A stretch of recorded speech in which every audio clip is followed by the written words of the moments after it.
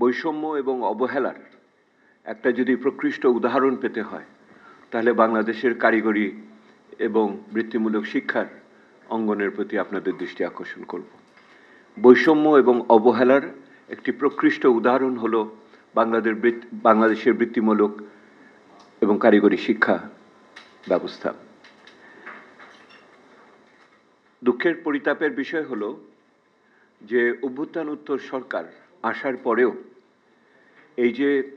এই শিক্ষার এই ধারাটির প্রতি যে পক্ষপাত দুষ্ট আচরণ এবং এখানে যে সমন্বয় এবং উদ্যোগের অভাব তা আমাদের খুবই পীড়িত করে এবং সেই পীড়াকে আপনাদের কাছে পৌঁছানো এবং নীতি প্রণেতাদের কাছে জোরে সোরে নেওয়ার জন্যই আজকে এই আয়োজন।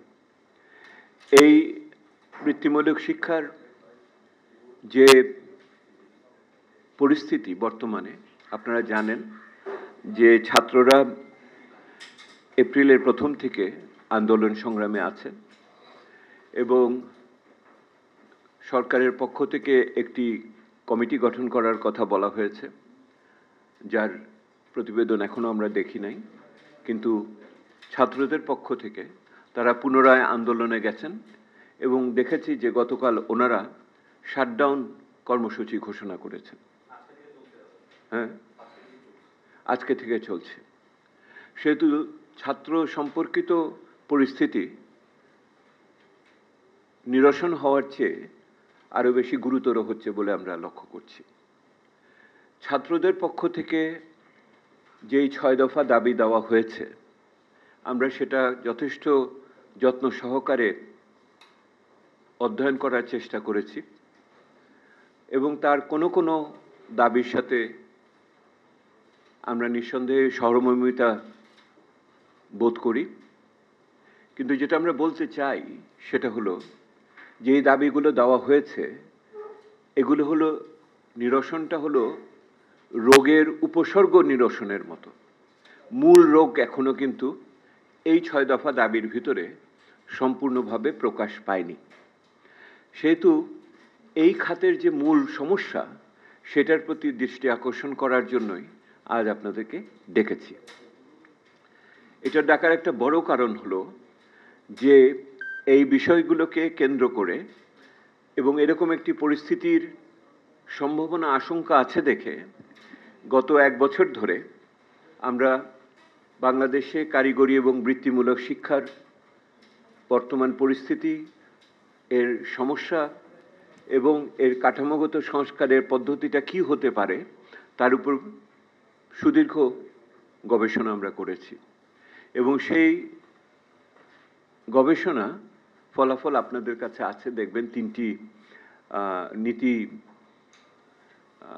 মানে পরামর্শ আমরা যেগুলি তৈরি করেছিলাম, বিশেষ করে ঢাকার বাইরে আমরা 3 জায়গাতে এই সামাজিক দায়বদ্ধতার দৃষ্টিভঙ্গি থেকে এই তৃণমূল পর্যায়ে এইটার পরিস্থিতি কি তা আমরা অবলোকন করেছি এবং মূল্যায়ন করেছি। তার ফলাফল আপনাদের হাতে আছে। আপনারা জানেন যে বর্তমান সরকার দায়িত্ব নেওয়ার পরে একবার শিক্ষা পাঠ্যক্রম নিয়ে একটি কমিটি গঠন করেছিল, পরবর্তীতে সেটার কাজ আর খুব বেশি আগায়নি এটা, এবং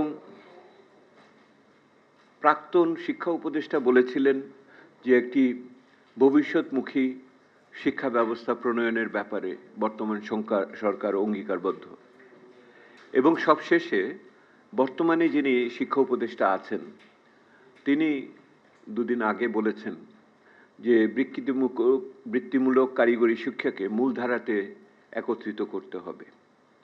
এই 3টি উদ্যোগ বর্তমান সরকারের পক্ষ থেকে বা বক্তব্য উৎসাহব্যঞ্জক হলেও পরিতাপের জায়গা হলো এই বক্তব্যগুলো কোনো সুনির্দিষ্ট পদক্ষেপ দ্বারা দৃঢ় করা হয়নি এবং তারই ফলশ্রুতিতে আমার তরুণ সমাজ ছাত্ররা অধৈর্য হয়ে সম্ভবত রাস্তায় এসেছে এবং এইটার সমাধানের পথও এই মুহূর্তে যে সামগ্রিকতার বিচারে করা হচ্ছে এটা আমাদের কাছে মনে হচ্ছে না, এবং সেই জন্যই আজকের এই আলোচনাটা আপনাদের সামনে নিয়ে আসছি।